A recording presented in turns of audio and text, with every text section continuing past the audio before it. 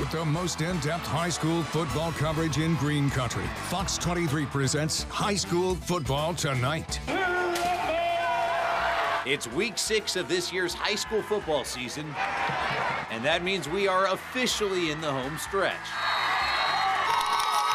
Huge matchups all over Green Country, including a showdown of a couple undefeated teams over in Claremore, and of course, the big one, Jinx taking on Mustang in the Fox 23 Game of the Week. So make yourself comfortable, because high school football tonight starts now. You're watching high school football tonight on Fox 23. What's going on, everybody? Appreciate you tuning in. I'm Spencer Till. She's Kaylee Carnine. And Kaylee, I got to say, I can't believe it. We are already in week 6 of this year's season. Oh my gosh, I know. The season's really flying by, but this is really the point when teams start to separate themselves from the pack. District games heating up, and every game starts to matter a little bit more. Yeah, that's right. But before you know it, we're going to be talking about playoffs here in about 3-4 weeks. And we already have some huge games going on tonight that felt a little bit like a playoff game, including a big one over there at Jinx. Yeah, that's right. It was homecoming for the Trojans tonight as they were taking on a very good Mustang team. It's our Fox 23 Game of the Week. Paige Orr is covering the game for us tonight and joins us now live from the field. And Paige, Jinx is really starting to find their stride. That's right, guys. This game was crazy from start to finish. You need to check out this first half of highlights. It was all Katie Jones with some history on the line. Take a look. Week 6 high school football, Mustang came to Jinx. A little bit of history on the line tonight for that man right there, Katie Jones, and he gets right to it. Direct snap, 32 yards out. He takes this one all the way to the house. Mark it up as number 1 for Katie Jones tonight. They go for 2, they don't get it. 6-0. Jinx, 9:04 in the first quarter. Mustang has an answer. They hand it off to their running back, Ace Gilliland. 15 yards out, he finds his way into the end zone. They try for 2, they don't get it. 6-6, 8:17 left in the first quarter. Katie Jones says, "Want to see me do it again?" 30 yards out, direct snap. You've seen this before. He takes this one into the end zone for his second touchdown of the night. 13-6 Jinx, 4:58 left in the first quarter. Jinx with the ball. Guess who? Direct snap to Katie Jones for his third touchdown of the night. And with that, he sets the new record for Jinx, 62 all-time touchdowns. There he is getting some love from the coaches. 20-6 Jinx, 8:47 left in the second quarter. Jinx back at it, handoff to Katie Jones. He punches this one in for his 4th touchdown of the first half. Have yourself a day, Katie Jones. 27-6 Jinx, 3 minutes left in the second quarter. At the half, it's Jinx 27, Mustang 6. Final score, Jinx 58, Mustang. Sorry, my mistake. Jinx 55, Mustang 48. Man, Mustang came back and tried to make it a ball game in the third quarter. Their quarterback, Jaden O'Neal, he's an FSU commit, had 3 touchdowns in 3 minutes. But listen to this. Katie Jones didn't break 1 record tonight. He didn't break 2. He broke 3. That first one I mentioned in the package, he got 3 touchdowns in the first quarter, in the first half. Listen to this. He finishes with 8. 8 touchdowns tonight. That sets a new single game record for any Trojan ever. Speaking of single game records, he set the rushing yards record. We have an unofficial 445 yards from Katie Jones tonight. And if I'm not mistaken, that is more yards by himself than Mustang's entire offense. I got to hand it to Mustang for not giving up on this game, making it a close one. But man, Katie Jones was not going to lose this game. This was a really exciting one to be a part of. I'm going to go ahead and send it on back to you guys. I'm Paige Orr, Fox 23 Sports. Talk about a big week. He just committed to Kansas, too, a couple of days ago. So not a bad performance right there. Well, how about we say in 6A1, Broken Arrow trying to get a win streak started tonight. They were at home taking on Edmond Santa Fe. Homecoming for the Tigers. And they were putting on a show for a packed house. Opening drive for BA. And they marched right down the field before the handoff goes to Octavian Roberson. And he punches that one in off the left side from a couple of yards out. After the Tigers forced a 3-and-out, this would happen. Timberwolves decide to punt it. Samaj Stanford.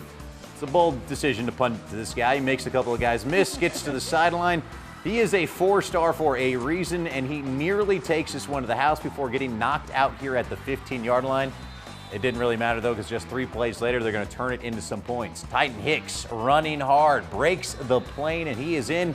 Then just with over a minute left in the half, the Tigers would add one more. Jeremiah Sistemba Looking to the left, finds Stanford, and Broken Arrow goes on to get the win, 38-20 the final.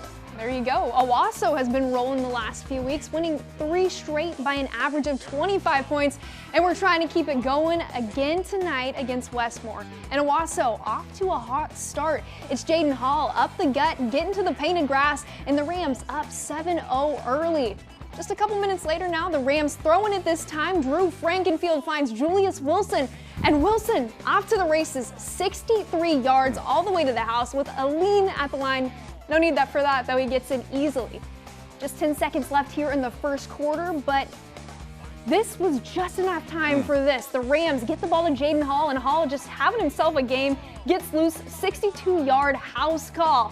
Second quarter, same story. Frankenfield showing off the wheels this time. Coming in hot, he's in for 6, and the Rams roll Westmore 52-7 the final. Very nice win over there. Well, we had a few other big matchups going on in 5A tonight, and I got to be honest with you, this one was so good, it could have easily been our game of the week tonight as well. We'll just have to see. Yeah, that's right. Claremore taking on Pryor in a matchup of a couple undefeated teams. We got Devin Lyon covering the game for us tonight, and he joins us now live field side. And Devin, this game had the feeling of a district championship game. Guys, the early part of the season felt like a collision course for these two programs, 2 undefeated teams and 1 rivalry game. Here's a look at how things went down. A packed out house at Lantow Field in Claremore with the undefeated Zebras hosting the undefeated Pryor Tigers in the Highway 20 Bowl. And these fans are ready for this game. Let's get right to it. Claremore with the ball. It's 4th and goal. Number 1, Cecil Garrett takes the handoff and takes it into the end zone. Early touchdown for Claremore. But Zebras want 2. Number 10, Kellen Geed with the pass to Hayden Lee, takes a hit, but holds on to the ball for 2. The Zebras have the lead, 8-0. Pryor now with the ball and a big pass from number 8, Braden Ward, to number 14, Trace Crawford for 65 yards into the end zone. Touchdown Tigers. But kickers would stay on the sideline this game. Pitch back here to Crawford, who then shuttle passes it to number 3, Gavin Crawford, for 2 points. Pryor ties it at 8. In the second quarter, the Tigers would extend their lead over the Zebras. Number 4, Carson Hughes, short rushing touchdown to take the lead. 2-pointer is good again. Tigers force the Zebra punt and score again from the passing game. Tigers up 24-8. Pryor keeping their foot on the gas pedal. From midfield, Crawford pitch back to Ward. Ward 45 yards to 17. Tyler Blue. Touchdown Pryor. Tigers would keep their lead at the half with a score of 30. Pryor would seal the deal in the second half with a 51-20 win over the Zebras. Now next week, Claremore will travel down the other side of Highway 20 to take on Collinsville. Pryor will return home to host Nathan Hale. Both kick off next Friday. Back to you guys at the desk. Thank you, Devin. Well, speaking of top 10 matchups, second-ranked Sand Springs back out on the road tonight looking for another really impressive win. They're squaring off against 9th-ranked Ponca City. And the Sandites have posted 3 straight shutouts, and their defense was looking good again in this one. Second quarter, and that's Caden Pope coming off the edge on the blitz. He gets the sack, then a couple of plays later, they get the takeaway. Wildcats back to pass. This one gets picked off by Trey Pope. I don't know for sure. Guessing they might be related. Then the offense, Maybe. well, they had a pretty good night as well. Sand Springs down to the 9, a little play action. Easton Webb rolls out, finds Grady Harris. He is in, and Sand Springs' shutout streak comes to an end.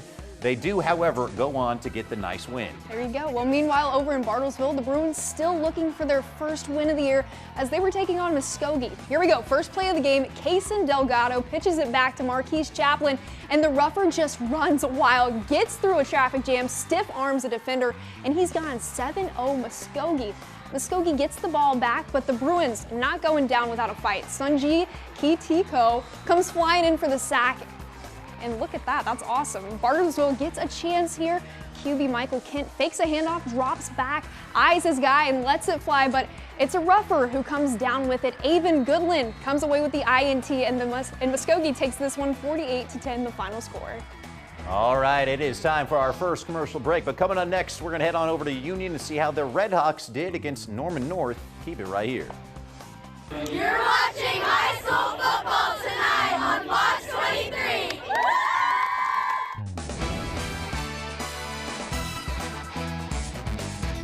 Welcome back. Well, it's been a rough season so far for Union as they have a new head coach, a lot of new players, trying to turn this thing around. Tough task tonight against Norman North. Exactly. The Red Hawks back in action tonight, trying to avoid their worst start since 1978. That's 48 years, Spencer. Fox 23's Jade Morrow is covering the game for us tonight and joins us now live from the field. And Jade, Union really needed this one. That's right, Kaylee, they sure did. And that was because, I mean, this was a chance for them to redeem themselves from a negative record of going into this game 1-3, and to also see if they can add on to the game-winning streak against Norman North as of 6. The Union Red Hawks trying to avoid the worst season start since 1978 on homecoming night. The perfect night for them to take on the Norman North Timberwolves. Let's kick things off in the first quarter with Union Red Hawk Brunson Brannon. Quick handoff to number 26, LJ McGee, from 44 yards, blocks a few Wolves to find a path. And McGee running the first touchdown home for the Red Hawks, and they take the first lead 6-0. Norman North looking to respond. Number 11, Nash Henry finds Byron Mason. He finds a clear pass to put some on the board, but Red Hawk Dejon Gaines makes the stop to keep them from scoring. In the second quarter, Norman North still looking for its spot, makes the throw. It's intended for number 5, but it's intercepted by Oliver Smith at the 33-yard line. With 20 seconds left, the Red Hawks make a 3-point field goal following a 93-yard touchdown, making the score 16-0 at halftime. Now at home, Union Red Hawks were able to take the game home with a final score of 51-30. Now next week, they'll be hitting the road to head on and take on the Union Millers. All right, now live in Tulsa, covering News That Matters, I'm Jade Morrow, Fox 23 Sports. Thank you, Jade. Well, let's keep this thing on rolling. Head on over to Tahlequah, where the Tigers are trying to snap a 2-game slide, taking on Collinsville. And I really hope you like defense, because if you do, this was the game for you tonight. Cardinals on the move here, fighting for some extra yards. The ball comes out, though, as Braxton Baker, he's able to fall on it for the Tigers. We're headed the other way, but not for very long. Tahlequah trying a little quick hitter, throwing it into the flats right here, but Austin Boren is all over it. He comes up with the interception for the Cardinals, and so we're heading the other way. But wait, there's more. Ensuing drive for Collinsville, short pass into the flat, but again, the ball comes out. Travian Morrison is able to scoop it up. Eventually, somebody did have to score, and it would end up being Collinsville, who holds on for a big win. Wow, that was a crazy one. It's been a great start to the season for Skiatook, who were looking for their first 5-1 start in 8 years. Fourth quarter, Skiatook got the ball. Cole Bray connects with Ryko Godfrey, who runs it all the way to the house. Bulldog touchdown. Next play, Skiatook decides to go for 2. Cole Bray this time finds Barrett Hinton for the 2-point conversion, tying it up 14-14. And it looks like Skiatook able to get the win there, 21-14. Well, we had another top 10 matchup going on in 4A tonight. This might have been the game of the night. Grove, the Ridge Runners, squaring off against a very good Fort Gibson team. Yeah, this one was crazy. Just the 5th time these two schools have ever played each other, and they split the previous 4 meetings. Ian Nickel made the drive out there to cover this game for us tonight and joins us now live from the field. And Ian, this was a big test for both teams. It absolutely was, and it played out like it was scripted almost, like an NFL game. It's a battle of 2 of the top schools here at Ridge Runner Stadium, the Fort Gibson Tigers battling the Grove Ridge Runners. And we start on Fort Gibson's first play from scrimmage as Garrison Davis looks and fires down the middle to number 7, Brody Hansen, and he's going to go all the way toward the goal line, but he'll end up just short. A QB sneak will take care of that, and Fort Gibson strikes first. But Grove would have a drive of their own, capped off by Gavin, the monster Wyatt, running like he's Cam Scadaboo into the end zone to even up the score and trigger the light show.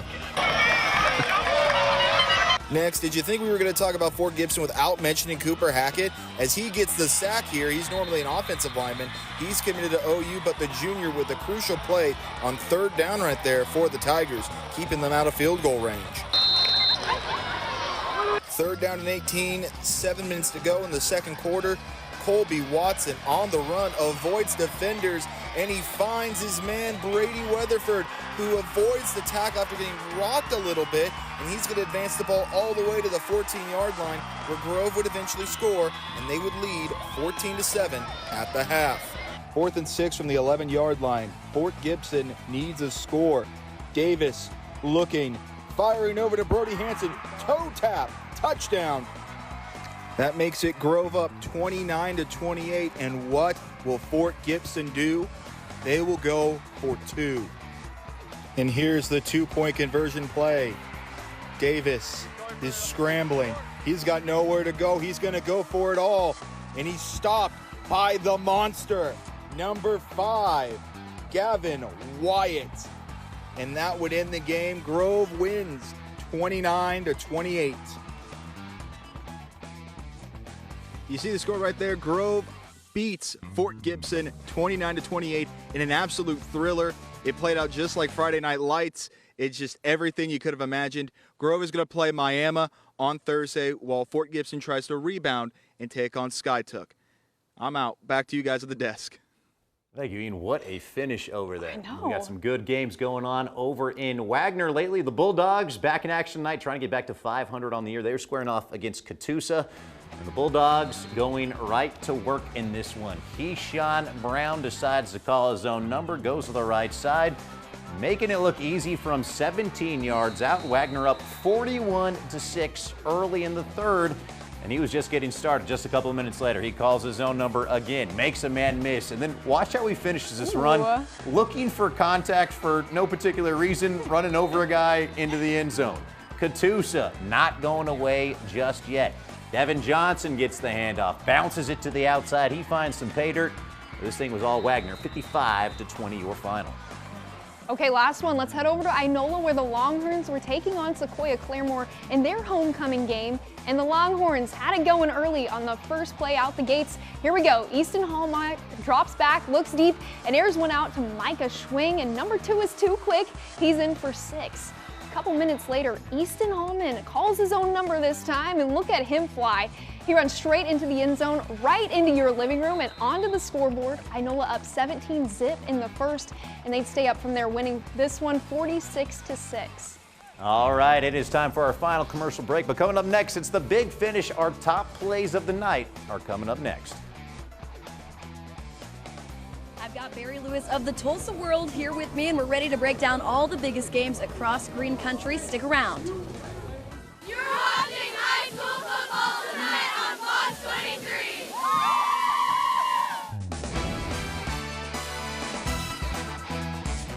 Welcome back. Well, it is almost time for our plays tonight, but not quite yet. Yeah, first we have to break down a few of tonight's games even further, and you know what that means. So we got to talk to the man who knows high school football better than anyone around here, Barry Lewis from the Tulsa World. Yeah, that's right. He's standing by over at Jinx with our very own Paige Orr. And guys, you got to see an incredible game and an incredible performance tonight.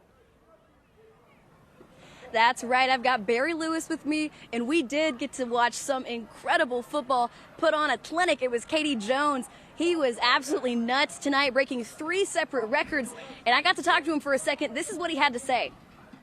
I feel great. Great win. I'm enjoying the win. It was a great win. Hard fought. I'm so proud of this team. Proud of my defense. Proud of my line. We got to keep building. Got to keep building. I love it. Did you know that it was going to be a breakout game? Did you feel it? I knew I was going after the record, but I didn't think 8 touchdowns. There were 415 yards. I did not think that. So, like I said, proud of my boys. Woo! What a game. What did you think of it? Well, in 40 years of covering high school football, one of the greatest individual performances I've ever seen. What a night by Katie Jones. But we would be remiss in not mentioning Kate Klein's big interception. That might have actually saved the day for Jenks. Yes, it was actually nuts the way that the Broncos came out at halftime. And let's talk about Jaden O'Neal. 3 touchdowns in 3 minutes. Is that right? That's right. Actually, less than 3 minutes. I mean, we saw tonight why he's committed to Florida State and why he's a former why at one time he was committed to OU. Wow, absolutely electric performance here tonight from both sides. Let's bring it over to the Claremore Pryor game. What did you think about that one? Surprised that Pryor won so handily, but they dominated from the start, well, almost from the start, and it was hyped to be a big game, and Pryor certainly looks like a contender to get to the 5A state finals. Yeah, big night across Green Country for some high school football. You heard it here with Barry Lewis. I'm Paige Orr with Fox 23 Sports. We're going to send it back to you guys at the desk. I'm not positive, but I'm pretty sure Barry's been covering high school football since like 1612 or something like that. So if that's the best performance he's seen, that is really saying something, and that's about as good as you can get in a close game. Incredible job over there. All right, it is finally time for our top plays of the night, and for that, we're going to have to head over to a game yesterday for mine, Bixby, and this was a wild play. It was 4th and 5 for the Spartans on their own 25. And they ran a fake punt in the first quarter. Nathan Gonzalez starts to the left, decides to reverse field, and that is a 75-yard house call, as Bixby is just incredible this year. Okay, that one's really hard to beat, but this one, watch Owasso's Jaden Hall having himself a game. Look at the patience, and then boom, he gets going flying down the sideline. No one catching him, 62 yards all the way to the house, and this guy was ready for more. Great game for him and a great game for the Owasso Rams. Yeah, big win for them. Well, unfortunately, that is all the time we got for you tonight, but thank you so much for tuning in. If you missed any of the highlights, they're going to be on our website. Before we go, we'd like to share some pictures from the Tulsa world. We'll see you guys back here next week.